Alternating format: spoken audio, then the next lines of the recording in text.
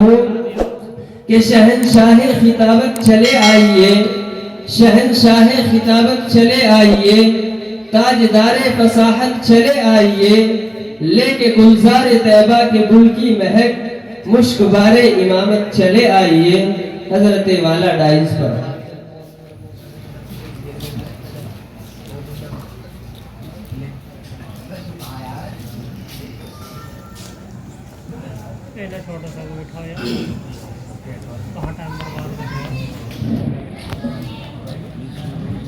بسم اللہ الرحمن الرحیم الحمد للہ الذی خلق اللوح والقلم وعلم الانسان ما لم يعلم والصلاة والسلام على رسوله الذي هو افضل العرب والعجم وعلى آله واصحابه الذين هم اهل الفضل والكرم اما بعد فاعوذ بالله من الشيطان الرجيم بسم الله الرحمن الرحيم يا ايها الذين امنوا قوا انفسكم واهليكم نارا وقودها الناس والحجارة صدق الله العظيم۔ جناب صدر اسٹیج پر تشریف فرما اکابر اہل علم، بزرگوں اور دینی بھائیوں، خاص طور سے ہم سب کے بڑے مخدوم گرامی قدر، پیکر علم و عمل، مجسمہ شفقت و تواضع، ہم سب کے بڑے حضرت استاد محترم جناب حضرت مولانا واولانا شفیع الحسن صاحب قاسمی دامت برکاتہم العالیہ ادام اللہ ذلہ۔ میرے بھائیوں، اللہ رب العزت نے یہ زندگی اور زندگی کے لمحات اور اس کے اوقات یہ ہمیں امانت کے طور پر استعمال کرنے کے لیے عنایت فرمائے ہیں۔ جیسے یہ جسم اور بدن اور انسان کے جسم کا ہر حصہ خدائے عز و جل کی امانت ہے، ٹھیک اسی طرح یہ زندگی کے سانس، اس کے لمحات، جوانی، بچپن، بڑھاپا، صحت و بیماری، تندرستی اور کمزوری، یہ سب اللہ رب العزت کا نظام امانت ہے، اور اس کا ایک وقت متعین اور محدود ہے۔ لیکن کب تک زندگی ایک انسان کی باقی ہے اور کب تک زندہ رہنا ہے، اس کا صحیح علم نہ مجھے ہے، نہ آپ کو ہے، اور نہ کسی انسان کو ہے، بلکہ اس کا علم تو صحیح معنی میں جناب نبی اکرم صلی اللہ علیہ وآلہ وسلم کو بھی نہیں ہے کہ میری موت یا کسی انسان کی موت کب آئے گی، کب تک زندہ رہنا ہے، کب دنیا چھوڑ کر چلے جانا ہے، اس کا علم اللہ نے صرف اپنے پاس رکھا ہے۔ ایک روایت میں جناب نبی اکرم صلی اللہ علیہ وسلم، ان کے پاس سیدنا جبرائیل امی علیہ السلام تشریف لاتے ہیں۔ مشکات شریف کی ابتدائی روایتوں میں سے یہ روایت ہے۔ جناب نبی اکرم صلی اللہ علیہ وسلم کے پاس سیدنا جبرائیل امی علیہ السلام تشریف لاتے ہیں۔ چند سوالات ایمان، اسلام، دین، اخلاص، کاملیت، ان تمام چیزوں کے تعلق سے چند سوالات کرتے ہیں۔ میرے اور آپ سب کے آقا جناب محمد الرسول اللہ صلی اللہ علیہ وسلم ان تمام باتوں کا جواب دے دیتے ہیں، لیکن جب سیدنا جبرائیل امی علیہ السلام معلوم کرتے ہیں این الساعہ یا رسول اللہ، اے پیغمبر آخر الزمان، قیامت کب آئے گی؟ اور قیامت ایک تو وہ ہے جب تمام کے تمام انسان سیدنا جبرائیل امی علیہ السلام کے سور پھونکنے پر ساری انسانیت، ساری دنیا، ساری حیوانیت، غرض نظام عالم ختم کر دیا جائے گا. ایک قیامت تو وہ ہے جسے قیامت کبریٰ کہا جاتا ہے، اور ایک قیامت وہ ہے، روایت میں آپ نے ارشاد فرمایا من مات قامت قیامتہ، جس انسان کی موت آ گئی سمجھو اس کی قیامت تو ابھی سے قائم ہو گئی. تو قیامت کے بارے میں معلوم کیا، یا رسول اللہ قیامت کب آئے گی؟ آپ نے ارشاد فرمایا جبرائیل اس بارے میں سوال کرنے والا اور جواب دینے والا یعنی میں محمد اور آپ فرشتوں کے سردار سیدنا جبرائیل امی علیہ السلام سب برابر ہیں. قیامت کا علم نہ تمہیں ہے، نہ قیامت کا علم مجھے ہے. اللہ رب العزت نے یہ علم اپنے ماں سوا اور اپنے علاوہ کسی کو دیا ہی نہیں ہے. ٹھیک اسی طرح ایک انسان کی موت کب آئے گی، کب تک زندہ رہنا ہے، کب تک صحت کی زندگی ہوگی، کب بیماری اور بڑھاپا آ کر جکڑ لے گا،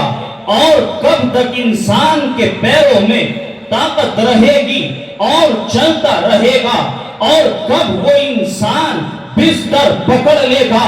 کب یہ زبان چلتی رہے گی، کب یہ زبان کے بولنے کا نظام ختم کر دیا جائے گا، آنکھیں کب تک دیکھ رہی ہیں اور کب یہ ٹمٹماتی ہوئی آنکھیں بند کر دی جائے گی، کب زندگی سکون سے لیس ہے، کب پریشانیوں کے انبار کھڑے کر دیے جائیں گے. آج دولت ہے، کل ہو سکتا ہے غربت و افلاس ہو. آج ساری چیزیں میسر ہے، کل ہو سکتا ہے دونوں ہاتھ اور انسان کا دامن خالی ہو اور اس کے پاس کچھ نہ ہو. اس لیے آپ نے ارشاد فرمایا جبرائیل جیسے قیامت کا علم کسی انسان کے سپرد نہیں کیا گیا، یہ بھی رب کا ایک نظام ہے جو نظام غیب ہے. اس غیب سے پردہ حق جل مجدہ نے نہیں اٹھایا، بلکہ یہ راز تنے تنہا اپنی ذات عالی کے پاس رکھا. اس لیے آپ نے ارشاد فرمایا جبرائیل موت کب آئے گی، قیامت کب قائم ہوگی، اس کا انسان کو علم ہی نہیں ہے. اس لیے اس امانت کا صحیح استعمال یہ اللہ رب العزت کی اور زیادہ بڑی نعمت ہے. جیسے ایمان کا مل جانا یہ اللہ کا سب سے بڑا فضل و کرم ہے، اسی طرح اس ایمان کا بچا لے جانا، اس کی حفاظت، اس کی صیانت اور اس کا خیال، اس کا بچاؤ، ایمان پر استقامت، ایمان پر جماؤ، ایمان پر دوام، ایمان پر ہمیشگی، یہ اللہ کا اور زیادہ بڑا فضل و کرم ہے. اور پھر اس ایمان کے ساتھ اس دنیا سے واپسی ہو جائے یہ اللہ کا اور بھی بڑا فضل و کرم ہے. ایمان مل گیا لیکن زندگی میں چھین لیا گیا. ایمان ملا، دین پر استقامت نہ ملی. ایمان تو ملا، دین پر جماؤ نصیب نہ ہوا. ایمان تو ملا لیکن زندگی ایمان کے تقاضوں کے مطابق نہ گزار سکا. ایمان ملا لیکن زندگی آقا کے اسوے اور طریقے سے خالی رہی. زندگی میں ایمان ملا لیکن آپ کی سنتوں سے دوری رہی. ایسے ایمان کا اگر وہ پھر آخری وقت میں چھین لیا جائے اور اس دنیا سے بے ایمان انسان جائے تو پھر زندگی میں ایمان ملنے کا کوئی فائدہ نہ ہوا. ایک انسان جو ساری زندگی کفر و شرک کی زندگی گزارتا رہا، زندگی میں کفر ہی کفر تھا، شرک ہی شرک تھا، بت پرستی ہی بت پرستی تھی، اللہ کے نظام سے بغاوت تھی، اس کے حکموں کی خلاف ورزی تھی۔ لیکن آخری وقت میں تقدیر غالب آئی اور آخری وقت جب اس دنیا سے جانے کا انتظام کیا جا رہا ہے، گھر والوں نے لمبی بیماری کی وجہ سے آس و امید چھوڑ دی ہے، گھر والے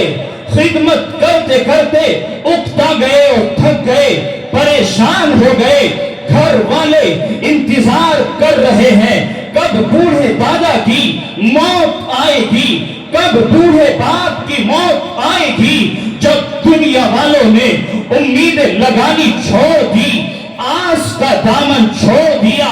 ایسے وقت میں تقدیر خداوندی غالب آئی، ایسے وقت میں آدمی کو ایمان میسر آ گیا اور ایمان کی دولت سے بہرہ ور ہو گیا۔ تو میرے پیارو، ساری زندگی کیا کیا، کیسی زندگی گزاری، اسلام لانے کے بعد وہ ساری کی ساری برائیاں ختم ہو جاتی ہے۔ میں اپنی طرف سے نہیں کہتا، بلکہ تاجدار رسالت سیدنا رسالت مآب شاہ ثقلین سید رسولہ جناب محمد عربی صلی اللہ علیہ وسلم ارشاد فرماتے ہیں، ان الاسلام یہدم ما کان قبلہ۔ اے لوگو، اسلام وہ مضبوط ابدی عالمی اور آفاقی نعمت ہے، اسلام وہ عظیم ترین نعمت ہے اور خزانہ خداوندی کی سب سے عظیم اور سب سے بڑی نعمت ہے۔ اس نعمت کا اثر یہ ہے کہ اگر کوئی آدمی بڑھاپے کے اندر 80 سال کی عمر میں جب دنیا والوں نے، جب اپنوں نے بے سہارا کر دیا، اپنوں نے دوائیاں دینی کھلانا پلانا بند کر دیا، ایسے وقت میں تقدیر غالب آئی، ایمان مل گیا، میرے آقا فرماتے ہیں ان الاسلام یہدم ما کان قبلہ، کہ اسلام اپنے سے پہلے کی ہوئی ساری برائیوں اور سارے گناہوں کو ختم کر دیتا ہے۔ وہ ایمان جو بچپن سے ملا، جوانی ایمان کے ساتھ رہی، ادھیڑ عمری ایمان کے ساتھ گزری، بڑھاپے کے ابتدائی ایام اور ابتدائی سال ایمان کے ساتھ گزرے، لیکن زندگی کے آخری لمحات میں ایمان چھین لیا گیا۔ اس شخص سے کہیں زیادہ بہتر، بلکہ بہتر ہی بہتر ہے وہ انسان جس کا بچپنا کفر و شرک کے اندر گزرا، جس کی جوانی اطاعت خداوندی سے دور رہی، جس کی ادھیڑ عمری پیغام خداوندی سے دور رہی، لیکن آخری وقت میں ایمان نصیب ہو گیا اور ایمان عطا کر دیا گیا۔ یہ اس کے مقابلے میں دنیا اور آخرت کا کامیاب ترین انسان ہے۔ اس لیے ایمان کی نعمت کی قدردانی کے ساتھ ساتھ ایمان پر کیسے استقامت ہو، کیسے ایمان پر جماؤ ہو، کیسے اس ایمان کے ساتھ دنیا سے واپسی اور رخصت ہو جائے انسان، اس چیز کی اور اس اہم امور کی انسان کو ہر وقت فکر رہنی چاہیے۔ زندگی کا ہر سانس، آنے والا ہر لمحہ، ہر دن اس احساس کے ساتھ گزارے، رات میں سوئے تو یہ احساس دل پر جمع رہے اور یہ احساس دل میں بیدار اور جاگزی رہے۔ دن نکلا، رات آئے گی، تب بھی یہ فکر رہے، بچپن کی عمر تھی، سمجھدار ہوا، بالغ ہو گیا، اب یہ فکر ہو، جوانی آ گئی، جوانی کا ایک ایک لمحہ اس فکر و احساس کے ساتھ گزرے کہ جیسے اللہ نے اپنے خزانے کی سب سے خاص، عظیم اور بڑی دولت میسر فرمائی، احکم الحاکمین اس دولت عظمیٰ کے ساتھ اس دنیا سے واپسی نصیب فرما دی۔ ایک انسان کی ہر لمحے اور ہر موڑ پر فکر ہونی چاہیے، اور اس کی فکر یہی ہے کہ ایک ایمان والا، ایک مسلمان ہر وقت دینی، ایمانی اور شرعی ماحول میں رہے، تجارت اپنے وقت پر ہو، زراعت اپنے وقت پر ہو، نوکری اور ملازمت اپنے وقت پر ہو، معاشرت اور معیشت اپنے وقت پر ہو، لوگوں سے میل جول اپنے وقت پر ہو، رشتہ داری اپنے وقت پر ہو، معاملات اپنے وقت پر ہو، ایک دوسرے سے تعلقات اپنے وقت پر صحیح، کہیں آنا جانا اپنے وقت پر صحیح۔ لیکن جیسے ہی دنیا کی مشغولیتوں سے فارغ ہو، انسان اول وہلے میں اللہ رب العزت کے گھر کی طرف دوڑے۔ اسی لیے مدنی تاجدار جناب رسول اکرم صلی اللہ علیہ وآلہ وسلم ارشاد فرماتے ہیں کہ کل قیامت کا دن ہوگا، لوگ اپنے اپنے پسینوں میں اپنے اعمال کے بقدر غرق ہوں گے۔ کوئی انسان اپنے ناخن تک پسینے کے اندر غرق اور شرابور ہوگا، کسی کا پسینہ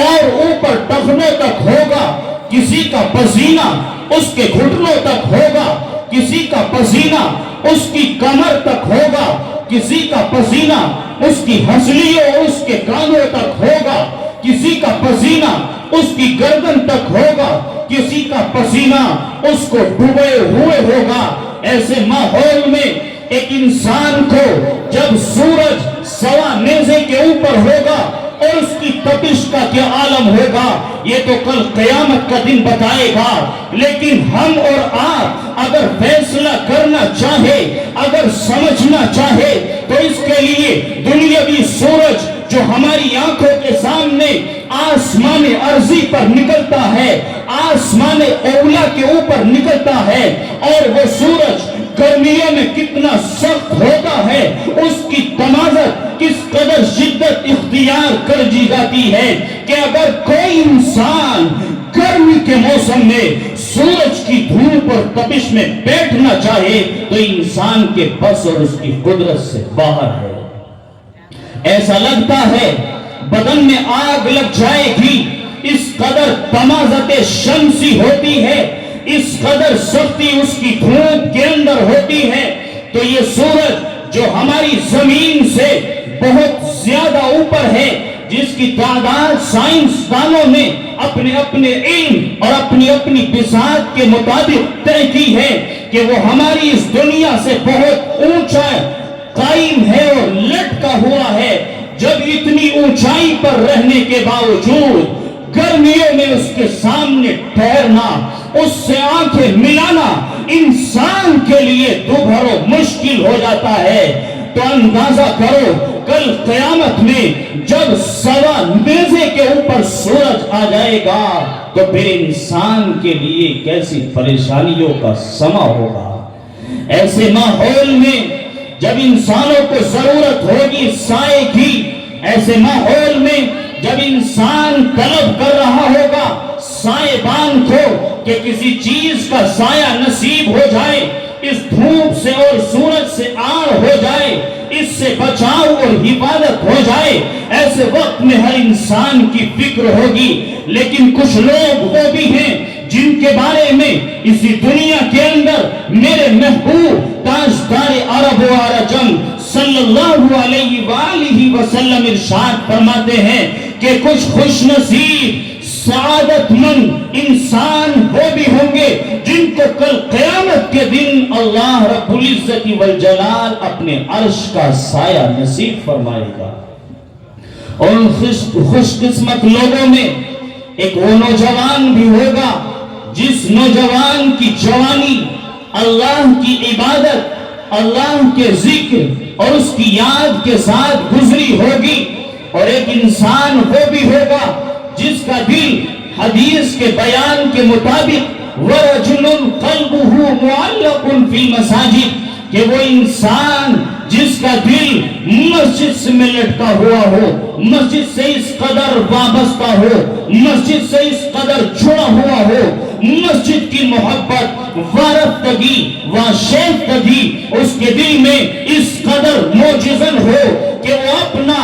کام کرنے کے بعد مسجد جاتا ہے، گھر کے کام نمٹانے کے بعد مسجد جاتا ہے، رشتہ داری میں گیا، وہاں سے آیا، گھر سے فارغ ہوا، رخ کر لیا مسجد کا، شام کو مزدوری اور ملازمت پر سے آیا، رخ کر لیا مسجد کا، بزنس سے فراغت ہوئی، رخ کر لیا مسجد کا، کھیتی باڑی سے فارغ ہوا، رخ کر لیا مسجد کا۔ ایسے آدمی اور ایسے انسان کے بارے میں میرے آقا کی بشارت ہے کہ کل قیامت کے میدان میں جب عرش کے سائے کے علاوہ کوئی اور سایہ نہ ہوگا، ایسے انسان کو اللہ اس ماحول میں عرش کا سایہ نصیب فرمائے۔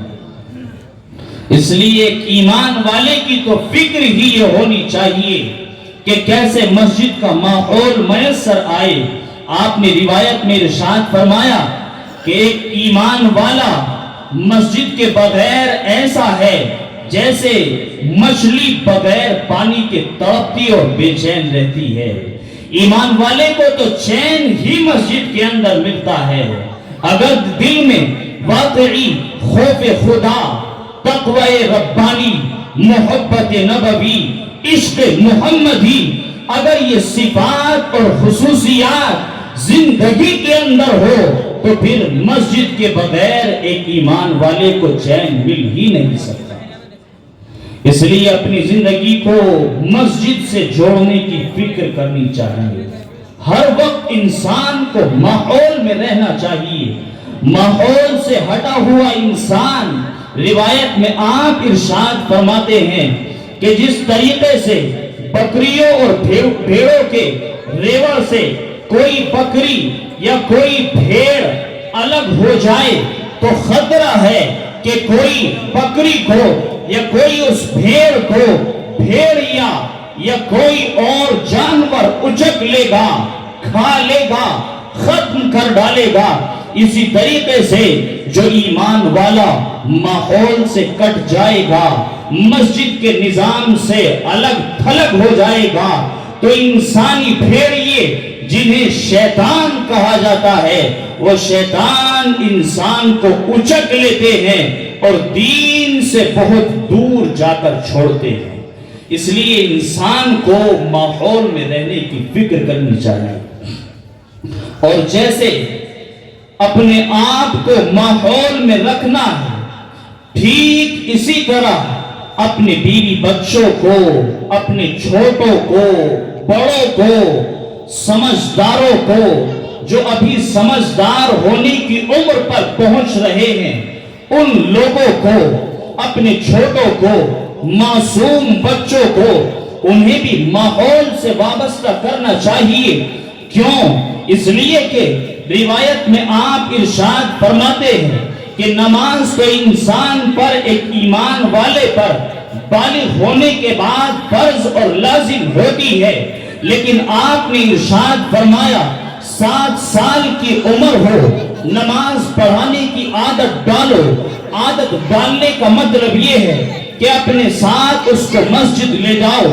اسے کبھی کبھی تعلیم میں بٹھاؤ، مشورے کے اندر بھی اسے اپنے پاس رکھو، تاکہ اسے پتا چلے کہ ایک ایمان والے کی زندگی کس طرح گزرنی چاہیے، ایک ایمان والے کی زندگی کس طرح ہونی چاہیے۔ اس لیے 7 سال کی عمر میں نماز پڑھنے کی عادت ڈالو۔ جب بڑا ہو گیا، 10 سال کی عمر ہو گئی، نماز ابھی ضروری اور فرض نہیں ہوئی، لیکن میرے آقا ارشاد فرماتے ہیں کہ اب اگر کوئی ایمان والا بچہ، کوئی مسلم بچہ نماز کے اندر کوتاہی اور سستی کرتا ہے تو اس کے لیے تنبیہ کی جائے، اس کی ہلکی پھلکی مار پٹائی کی جائے، یوں اسے نماز کی عادت ڈالی جائے۔ تو جس طرح اپنے آپ کو دینی، ایمانی، عرفانی ماحول سے وابستہ کرنا ہے، ٹھیک اسی طرح اپنے چھوٹے بڑوں، مرد عورت، مستورات، بچیاں، بڑے اور نابالغ، بالغ، سمجھداری کی عمر پر پہنچنے والے سب کو ماحول سے جوڑنا چاہیے۔ اسی لیے اللہ رب العزت والجلال نے قرآن کریم میں ارشاد فرمایا، یا ایھا الذین آمنوا قوا انفسکم واہلیکم نارا وقودها الناس والحجارہ، اے ایمان والو، اے ایمان کے اندر داخل ہو چکے لوگوں، اپنے آپ کو بھی اور اپنے ساتھ ساتھ اپنے اہل و عیال، اپنے ماتحتوں، اپنے چھوٹوں اور جن کی ذمہ داری تم سے وابستہ اور متعلق ہے، ان تمام لوگوں کو جہنم کی اس آگ سے بچاؤ اور بچانے کی فکر کرو جس آگ کا ایندھن انسان اور پتھر ہے۔ اس لیے اس آیت کی روشنی میں کوئی انسان اپنی ذاتی عبادت 100% ادا کرنے کے بعد بھی اپنی 100% ذمہ داری سے بری نہیں ہو سکتا۔ کوئی انسان اپنی نماز پڑھ لینے کے بعد قہر خداوندی سے بچ نہیں سکتا۔ کوئی انسان خود 30 روزے رکھ کر رمضان میں تہجد کی پابندی کر کے خدا کی گرفت سے نہیں بچ سکتا۔ کوئی انسان اپنے مال کی زکوٰۃ وقت پر ادا کر کے صحیح معنی میں اپنی ذمہ داری سے بری نہیں ہو سکتا۔ کوئی انسان خود داڑھی رکھ لینے کے بعد، خود سنت لباس پہننے کے بعد اپنی ذمہ داری سے بری نہیں ہو سکتا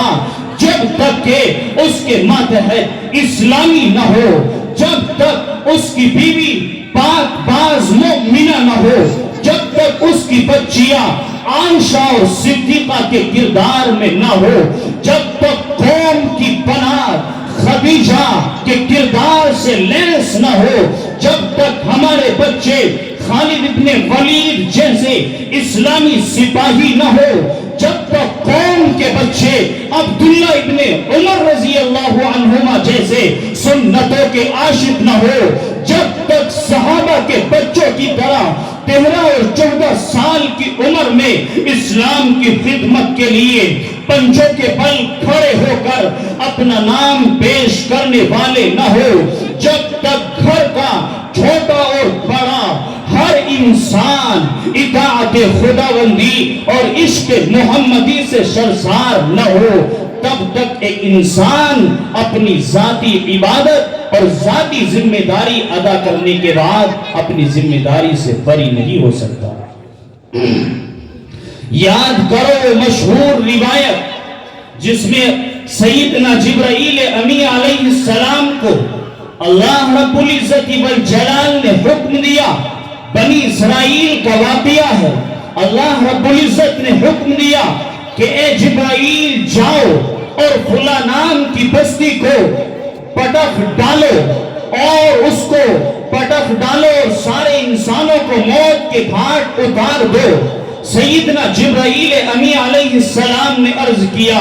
اے اللہ، وہاں آپ کا بڑا محبوب، پارسا، نیک، متقی، عبادت گزار، نمازوں کی پابندی کرنے والا، آپ کے حکموں کو پر 100% عمل کرنے والا، آپ کا ایک بڑا مقرب اور خاص بندہ اس بستی کے اندر رہتا ہے۔ اللہ رب العزت نے فرمایا، اے جبرائیل، ایسا معاملہ ہے، حالانکہ اللہ تو بتانے سے پہلے خود جانتے تھے، وہ تو دلوں کے خیالات کو دل میں آنے سے پہلے جانتا ہے، وہ یہ بھی جانتا ہے کہ انسان کا اگلا قدم اٹھے گا یا نہیں، یہ سانس جو منہ کے اندر گیا یہ سانس باہر آئے گا یا نہیں، آنکھ جو ایک مرتبہ بند ہو گئی یہ پھر کھولے گی یا نہیں کھولے گی، وہ ان تمام چیزوں کا علم رکھنے والی ذات ہے۔ لیکن اللہ نے پھر فرمایا کہ جبرائیل، اگر ایسا معاملہ ہے تو اس بستی کے پلٹنے کی شروعات اس عابد اور عبادت گزار کے گھر سے ہو۔ کیوں؟ اس لیے کہ وہ خود نیک اور پارسا تھا، وہ خود تو متقی تھا، خود تو خدا پرست تھا، لیکن اس کے آس پاس جو گناہ انجام دیے جاتے تھے، اس کے آس پاس کے لوگوں کی زندگی جو اللہ کے حکموں سے خالی تھی، وہ نہ انہیں ٹوکتا تھا اور نہ ان کی گنہگاری کا اس کے دل کے اوپر ذرہ برابر احساس تھا۔ کل قیامت میں معاملہ تو اپنے اعمال کے اعتبار سے ہوگا اس نیک بندے کے ساتھ، لیکن نظام دنیا یہی ہے کہ اپنی عبادت کے ساتھ ساتھ اپنے آس پاس رہنے والوں کی عبادت کی ذمہ داری اور ان کی فکر بھی ایک ایمان والے کا فریضہ ہے۔ اس لیے کوئی انسان اپنی عبادت ادا کرنے کے بعد اپنی ذمہ داری سے بری نہیں ہو سکتا۔ اسے یہ جواب دینا ہوگا کہ بیٹے بے نمازی کیوں رہے، اسے یہ جواب دینا ہوگا کہ تم تو نماز کے لیے چلے جاتے تھے، گھر میں کئی بالغ بچے تھے، ان کی نمازوں کی کیا فکر تھی، گھر میں بیٹیاں تھی، ان کی دینداری کی کیا فکر تھی۔ یہ سوال کل قیامت کے دن اللہ ساری کائنات کے سامنے پوچھیں گے، اور کیا جواب دے گا وہ انسان جو صرف ایک کونے کے اندر بیٹھ کر گوشے تنہائی اور خلوت سے ہٹ کر جلوت کے اندر خلوت کے اندر بیٹھ کر جو انسان اپنی اپنی فکر کرتا رہا، نہ گھر والوں کی فکر، نہ بستی والوں کی فکر، نہ دنیا کے انسانوں کی فکر جس آدمی کو ہو، کل قیامت کے دن اسے جواب دینا ہوگا۔ اس لیے لوگوں اپنی دینداری کے ساتھ ساتھ اپنے بچوں کی دینداری کی فکر کرو، خاص طور سے نوجوان طبقے کی دینداری کی فکر کرو۔ نوجوان طبقہ قوم کا مکھن اور قوم کی ملائی ہے، اسی لیے ساری دنیا کا نظام یہ ہے کہ نوجوانوں کی پوچھ تاچھ کی جاتی ہے۔ اگر پولیس کے اندر بھرتی ہو، کہیں اعلان چسپا نہیں دیکھا ہوگا کہ 60 سال سے 70 سال کے بوڑھوں کی بھرتی ہے، بلکہ یہی دیکھا ہوگا کہ نوجوانوں کی بھرتی ہے۔ فوج کی ٹریننگ کا مسئلہ ہے یا ان کی بھرتی کا مسئلہ ہے، ہر موقع پر ہر محاذ پر نوجوانوں کی پوچھ ہوتی ہے اور نوجوانوں کی طلب ہوتی ہے۔ اس لیے میرے پیارو، یہ ہماری قوم کا خاص حصہ ہے، یہ ہماری قوم کا مکھن اور قوم کی ملائی ہے۔ اس لیے نوجوانوں کی دینداری کی اور ان کی دینی فکر کی خاص طریقے سے توجہ کرنی چاہیے۔ جب نوجوان، قوم کا نوجوان حساس اور متحرک ہوگا، جب قوم کا نوجوان بیدار ہوگا، جب قوم کے نوجوان کو احساس ہوگا کہ قوم کا نقصان کس چیز کے اندر ہے اور قوم کس چیز میں اپنا فائدہ محسوس کرتی ہے، جب نوجوان کی فکر یہ ہوگی کہ قوم کو کس طرح بلندیوں پر پہنچایا جائے، قوم کو کس طرح آگے بڑھایا جائے، قوم کو کس طرح سرخ رو کیا جائے، جب نوجوان کی یہ فکر ہوگی تو اس قوم کا مستقبل اور بھوشیہ بڑا روشن، اجول اور تابناک مستقبل ہوگا۔ اور جس قوم کے نوجوان دینی اعتبار سے بے فکر ہو جائیں گے، بے احساس ہو جائیں گے، بے دین ہو جائیں گے، بے بدین ہو جائیں گے، انہیں قوم کی ترقی سے کوئی لینا دینا نہیں ہوگا، انہیں قوم کی بلندیوں سے کوئی سروکار نہیں ہوگا۔ جب نوجوانوں کی یہ فکر اور ان کا یہ ذہن، ان کا یہ نظریہ، ان کا یہ خیال، ان کی یہ سوچ بنے گی تو پھر قوم جہاں ہے اس سے پچھلی سمت کا رخ طے کرے گی اور قوم پیچھے ہٹتی چلی جائے گی۔ اس لیے بزرگوں، امت کے سمجھدار اور غیور لوگوں، امت کے ذمہ دار لوگوں، اپنی فکر کے ساتھ ساتھ اس نوجوان طبقے کی خصوصی فکر کرنی چاہیے، ورنہ کل قیامت کا دن ہوگا اور وہ اولاد جس کے لیے آپ نے نہ جوانی دیکھی نہ بڑھاپا دیکھا، ساری جوانی نکل گئی ان کی خدمت اور ان کی فکر میں، بڑھاپے کے اندر بھی بوڑھا باپ جب ہاتھوں میں لاشا ہے، ہاتھ کانپ رہے ہیں، جسم ساتھ نہیں دیتا، اب بھی یہ بوڑھا باپ اپنی اولاد کی فکر کے اندر لگا ہوا ہے۔ وہی اولاد جس کی ترقی اور خوشحالی کے لیے نہ دن دیکھا نہ رات دیکھی، نہ جوانی دیکھی نہ بڑھاپا دیکھا، نہ صبح دیکھی نہ شام دیکھی، اور نہ برسات دیکھی نہ گرمی دیکھی، نہ جاڑا دیکھا، نہ اپنے دیکھے نہ بیگانے دیکھے، کبھی کبھی اپنے بچوں کے لیے اپنوں کی خوشیوں سے دور بھی رہا، اپنوں کے غموں سے دور بھی رہا، کبھی خود کو ضرورت تھی دوائی کی لیکن بیٹا بیمار تھا، باپ نے اپنی دوائی کو، اپنے مرض کو پیچھے کر دیا، اپنے بیٹے کے لیے دوائی کا انتظام کیا، خوشی کا موقع تھا، عید تھی یا شادی، ضرورت تھی کہ باپ بھی نیا جوڑا پہنے اور نیا لباس پہن کر خوشی کے اندر شریک ہو، لیکن پھر یاد آیا کہ جیب کے اندر پیسے بہت کم ہے، اگر اپنا جوڑا بناتا ہوں بچے رہ جاتے ہیں، بچوں کا بناتا ہوں میں رہ جاتا ہوں، لیکن باپ نے قربانی دی، ایثار کا معاملہ کیا، اپنے بچوں کو کپڑے دلائے، خود ضرورت تھی گرمیوں کے موسم میں مچھردانی کی، لیکن بیٹا تڑپ رہا تھا، مچھروں سے بے چین تھا، باپ نے خود گوارا کیا کہ میں تو رات گزار لوں گا لیکن میری اولاد کو کسی قسم کی پریشانی نہ ہو، خود اپنی خوشی اپنے غم سے دور اور بے فکر اپنی اولاد کے لیے ساری زندگی قربان کرنے والا یہ باپ جب کل قیامت کے دن اللہ کے سامنے پیشی ہوگی اور اس کی اولاد جو اس نے بے دین رکھی تھی، بے دینی کی زندگی تھی اور بے دین رہ کر کے اس دنیا کے اندر گیا تھا، جب کل قیامت کے دن اس کی سزا کا معاملہ آئے گا، یہ تو یہ اللہ تبارک و تعالیٰ کے سامنے بڑا عجیب و غریب جملہ کہے گا، اور یہ کہے گا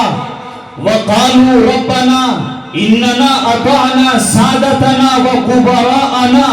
فَأَضَلُّونَا السَّبِيلَ، اے اللہ ہم تو چھوٹے تھے، ہم معصوم تھے، ہم ناسمجھ تھے، ہمیں کہاں اپنے فائدے اور نقصان کا خیال تھا، ہمیں کہاں اپنے مستقبل کی فکر تھی، ہمیں تو صرف مستیاں ہی مستیاں اور کھیل ہی کھیل نظر آتے تھے، اے اللہ ہم کچھ نہیں جانتے تھے، ہمارا یہ باپ سمجھدار تھا، ہماری ماں سمجھدار تھی، ہمارا یہ دادا اور ہماری یہ دادی سمجھدار تھے، ہمارے بڑے بھائی سمجھدار تھے، اے اللہ اگر یہ چاہتے تو ہمیں مدرسوں کے اندر بھیج دیتے، اگر یہ چاہتے تو ہمیں جماعت کے اندر بھیج کر دیندار بنا دیتے، اے اللہ اگر یہ چاہتے تو ہمیں خانقاہ کے اندر بھیج کر مصلح بنا سکتے تھے، نیک بنا سکتے تھے، دیندار بنا سکتے تھے، اے اللہ ہماری زندگی اور زندگی کے اچھے برے فیصلے ان کے ہاتھوں کے اندر تھے، لیکن اے اللہ انہوں نے مدارس سے دور رکھا، ساری زندگی کموایا اور ساری زندگی ہمیں ملازمت پر، تجارت پر اور مزدوری پر بھیجتے رہے، اے اللہ ساری زندگی اس بوڑھے باپ نے اور اس سمجھدار ماں نے کبھی ہماری دینداری کی کوئی فکر نہیں کی، فَأَضَلُّونَا السَّبِيلَ، اے اللہ ہماری گمراہی کے، ہماری بے دینی کے، ہماری بددینی کے، ہماری مجرمیت کے، اے اللہ یہ ذمہ دار ہے، فَأَضَلُّونَا السَّبِيلَ، اور صرف یہ نوجوان اور یہ بچے اسی بات پر اکتفا اور بس نہیں کریں گے، ان چند کلمات پر انحصار نہیں کریں گے، بلکہ اگلا جملہ جو کہیں گے وہ امت کے باپوں کی خدمت میں پیش ہے، وہ امت کی ماں کی خدمت میں پیش ہے، وہ جملہ یہ ہے ربنا آتِہِمْ ضِعْفَيْنِ مِنَ الْعَذَابِ، اے اللہ جو انہوں نے اپنی زندگی کے اندر گناہ کیے، ان گناہوں کا عذاب اور وبال ان کی گردنوں کے اوپر ڈال، اور اے اللہ دین سے دور رکھ کے انہوں نے ہماری جو زندگی تباہ و برباد کی، اے اللہ ہمارے گناہوں کا عذاب بھی ان کے سروں کے اوپر ڈال دے۔ ربنا آتیہم ضعفین من العذاب، اے اللہ ان کا عذاب ڈبل اور دوگنا کر دے، اے اللہ انہیں ان کی سزا دے، اور ہمارے جرموں کی سزا بھی اے اللہ انہیں دے۔ وَلْعَنْهُمْ لَعْنًا كَبِيرًا، اور اے اللہ انہیں اپنی رحمت سے دور کر دے۔ یہ جملے جب اور اللہ تعالیٰ انہیں اپنی رحمت سے اس کی پاداش میں دور کر دیں گے تو یہ باپ، بوڑھا باپ، اس کے دل کے اوپر کیا گزرے گی، اس ماں کے دل کے اوپر کیا گزرے گی جو ماں 9 سال تک 9 مہینے تک اپنے پیٹ کے اندر رکھتی ہے، 2.5 سال یا 2 سال دودھ پلاتی ہے، جب بچہ پیشاب کرتا ہے خود گیلے کے اندر سوتی ہے اور اپنے بچے کو سوکھے کے اندر سلاتی ہے، جب بھوک کا احساس اور تقاضا ہوتا ہے اپنے منہ کے اندر ڈالنے کے لیے لقمہ لیا، لیکن بچے نے آواز لگائی اماں بھوک لگ رہی ہے، اپنے منہ کا لقمہ نکال دیا اور اپنے بچے کے حوالے کر دیا۔ یہ ماں جس نے اس قدر پریشانی اور کلفت کے ساتھ زندگی گزاری ہوگی اور ساری زندگی اپنے بچوں کی خاطر زندگی کا سکون و قرار اس چیز کا کوئی خیال ہی نہ آیا ہوگا، جب اس ماں کے سامنے اس کا لخت جگر منظور نظر یہ جملے کہے گا تو ماں اور باپ کے دل کے اوپر کیا گزرے گی۔ اس لیے مسلمانوں، اس سنگین وقت کے آنے سے پہلے اور قیامت کی اس رسوائی سے پہلے، قیامت کی اس ہولناکی اور عذاب اور سزا کے اس ماحول سے پہلے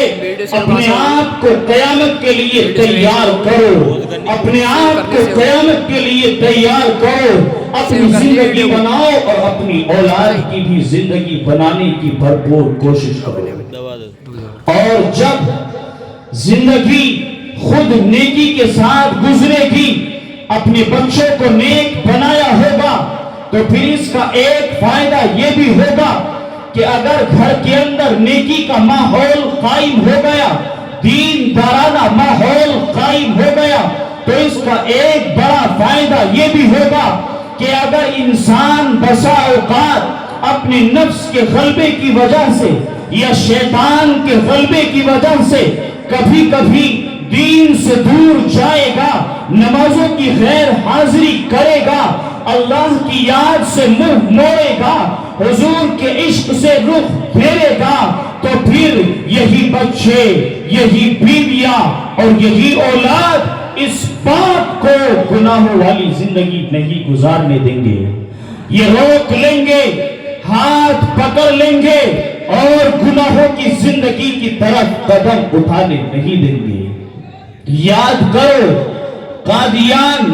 جو اس وقت قریب ملک کے پنجاب کے اندر ایک گاؤں اور قصبہ ہے، اس قادیان کے اندر ایک مرتبہ قادیانیوں کے ساتھ اہل حق علماء کا مناظرہ چل رہا تھا،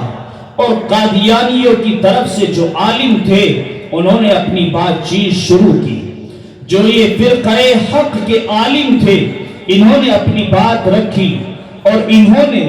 دلائل کے روشنی میں اس کے مدعے کو اور اس کی بات کو بے اصل اور غلط ٹھہرایا۔ قادیانی کا کہنا یہ تھا کہ یہ جو مرزا احمد قادیانی ہے یہ نبی اور رسول ہے، خدا نے اسے رسول اور نبی بنا کر بھیجا ہے۔ جو اہل حق کے مناظر تھے انہوں نے کہا کہ محمد خاتم النبیین ہے، آپ کے بعد کوئی نبی آنے والا نہیں ہے، آپ سلسلہ رسالت و نبوت کی آخری کڑی ہیں، آپ اللہ کے آخری تاجدار ہیں، آپ کے بعد رسالت و نبوت کا سلسلہ ختم ہو چکا ہے، اس لیے تیرا یہ دعویٰ کہ احمد قادیانی نبی ہے سراسر غلط اور جھوٹا ہے۔ جب اس نے یہ بات سنی تو وہ قادیانی عالم اور مناظر پیش میں آیا اور اس نے اپنا آقا کھو دیا اور اس نے یہ کہا العیاذ باللہ کہ جس محمد کی نبوت کو تم آخری نبوت اور اس کو آخری نبی مانتے ہو، اس قادیانی نے یہ کہا کہ وہ تمہارا نبی نعوذ باللہ جھوٹا نبی ہے اور اس کی نبوت اور رسالت جھوٹی رسالت ہے۔ جب اہل حق کے عالم نے یہ بات سنی تو پھر جذبہ ایمانی جوش میں آیا، لیکن اس وقت کے حالات کے ماتحت اور پیش نظر اور مصلحت کے پیش نظر اس وقت انتقام اور بدلہ نہیں لیا گیا۔ لیکن حاجی مالک نام کے ایک آدمی تھے جو خدا پرست، متدین اور دیندار و پارسا تھے۔ وہ اس محفل اور اس اجلاس میں شریک تھے۔ اس اجلاس کے ختم ہونے کے بعد وہ اپنے گھر پہنچے۔ اس واقعے کا احساس اور اس کی طرف ہر ایمان والے کو تھی۔ ہر ایمان والے کا دل مغموم تھا کہ اس قادیانی نے ہمارے رسول کی شان میں کیسی نازیبہ بات کہی ہے، گستاخانہ کلمات کہے ہیں۔ یہ خبر بجلی کی طرح سارے شہر اور آس پاس کے علاقے میں پہنچ گئی۔ حاجی مالک اس محفل سے فراغت کے بعد اپنے گھر پہنچے۔ گھر والوں کو یہ اطلاع پہلے سے مل چکی تھی کہ جس محفل میں یہ واقعہ پیش آیا اور جس مجلس میں حضور کی توہین اور اہانت کی گئی، اسی مجلس میں ہمارے شوہر، ہمارے باپ حاجی عبد المالک تشریف فرما تھے۔ حاجی عبد المالک نے گھر کا دروازہ کھٹکھٹایا، کنڈی کھٹکھٹائی، جو ہی دروازہ کھولا آپ کے بچے اور آپ کی بیویاں آپ کے سامنے۔ حاجی مالک گھر کے اندر گئے، سلام کیا، پانی مانگا، کوئی سلام کا جواب دینے کے لیے تیار نہیں، کوئی پانی دینے کے لیے تیار نہیں، کوئی چہرے سے چہرہ ملانے کے لیے تیار نہیں، کوئی بات کرنے کے لیے تیار نہیں۔ نہ علیق سلیق ہے، نہ کھانا پینا ہے، نہ کوئی پوچھ تاچھ ہے، نہ بات چیت ہے۔ جب حاجی عبد المالک نے یہ سارا واقعہ اور منظر دیکھا تو احساس ہوا اور پوچھا کہ اے میری بیوی اور اے میرے بچوں، میرے ساتھ اس طرح کا معاملہ اور نیا معاملہ آج کیوں پیش آیا؟ آج سے پہلے جب میں گھر میں آتا تھا تو میرے سلام کرنے کے بجائے تم خود مجھے سلام کرتے تھے۔ پانی مانگنے سے پہلے تم مجھے پانی پیش کر دیتے تھے، مجھے بٹھاتے تھے، ہاتھ پیر دباتے تھے، خیریت معلوم کرتے تھے۔ لیکن آج یہ نئی چیز کیا دیکھنے میں آئی کہ اپنوں نے بیگانگی اور بے رخی اختیار کر لی۔ بہت دیر تک جب حاجی عبد المالک اپنے گھر والوں کی خوشامد کرتے رہے تو اصرار کے بعد انہوں نے یہ کہا کہ اے میرے شوہر نامدار، اے والد محترم، آپ جس مجلس میں تشریف فرما تھے اس مجلس میں حضور کی شان میں گستاخانہ بات کہی گئی، آپ کی توہین کی گئی، آپ کی شان اقدس میں بدتمیزیاں کی گئی اور آپ وہاں سے زندہ لوٹ آئے۔ یا تو آپ کی زندگی سلامت نہیں رہنی چاہیے تھی یا وہ آدمی سلامت نہیں رہنا چاہیے تھا جس نے ہمارے حضور کی شان میں گستاخی کی ہے۔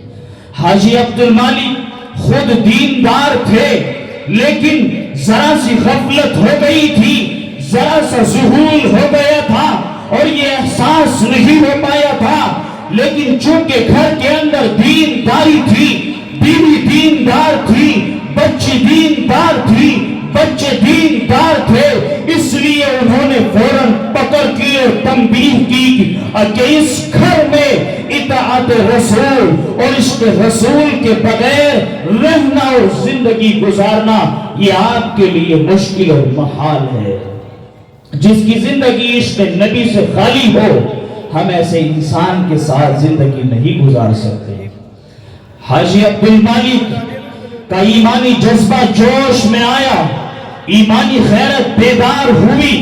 اور عشق رسول کی خاطر اور یہ سوچ کر کہ کل قیامت کے دن آقا کو کیا منہ دکھاؤں گا،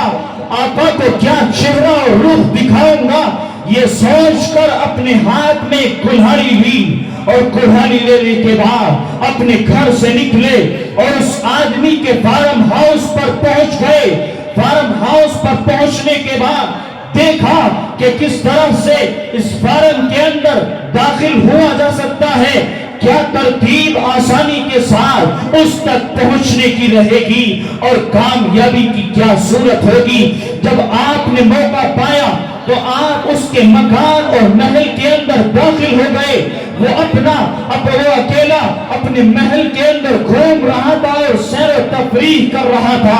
حاجی عبدالمالک پہنچے اور پہنچنے کے بعد اس تک پہنچ گئے اور پھر یوں پہنچے، کلہاڑی ہاتھ میں لی، پورا زور لگایا، طاقت کا استعمال کیا اور کلہاڑی اس کے سر پر ماری، 2 ٹکڑے کر ڈالے اور وہ گر گیا، خون بہہ گیا۔ پھر اس کا منہ پکڑا، زبان نکالی، زبان کاٹ ڈالی اور یوں کہا کہ جس وقت یہ ناپاک انگلیاں میرے حضور کی شان میں گستاخیاں کر رہی تھی تو یہ ناپاک زبان چل رہی تھی اور برے کلمات میرے حضور کی شان میں نکال رہی تھی۔ دماغ باہر نکال دیا، بھیجا باہر نکالا اور یوں کہا کہ اسی بھیجے کے اندر میرے آقا کے تعلق سے غلط خیالات تھے۔ وہ انگلی جو مدینے کی طرف اٹھ رہی تھی، اس انگلی پر کلہاڑی ماری اور ٹکڑے ٹکڑے کر ڈالے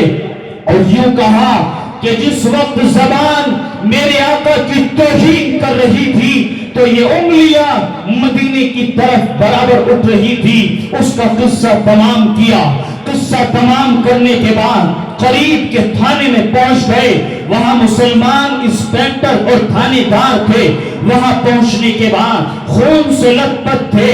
آپ کے کپڑوں پر خون لگا ہوا تھا۔ تھانے کے اندر پہنچ گئے اور یہ کہا کہ میں قانون کے اعتبار سے آپ کی حکومت کا اور آپ کے ملک کا باغی ہوں اور آپ کا مجرم اور ملزم ہوں، لہذا مجھے گرفتار کر لیا جائے۔ وہ تھانے دار بھی نیک اور پارسا انسان تھا۔ ماحول کا یہ فرق پڑتا ہے اور ماحول یہ چیز ہوتی ہے کہ وہ تھانے دار تھا، اس کی ذمہ داری تھی کہ ایک ملزم اور قاتل کو گرفتار کرے اور اسے انجام بد تک پہنچائے، کیفر کردار تک پہنچائے، لیکن خود نیک اور دیندار تھا، عاشق رسول تھا، اس لیے گرفتار کرنے سے معذرت کر دی۔ جب حاجی عبدالمالک نے پھر کہا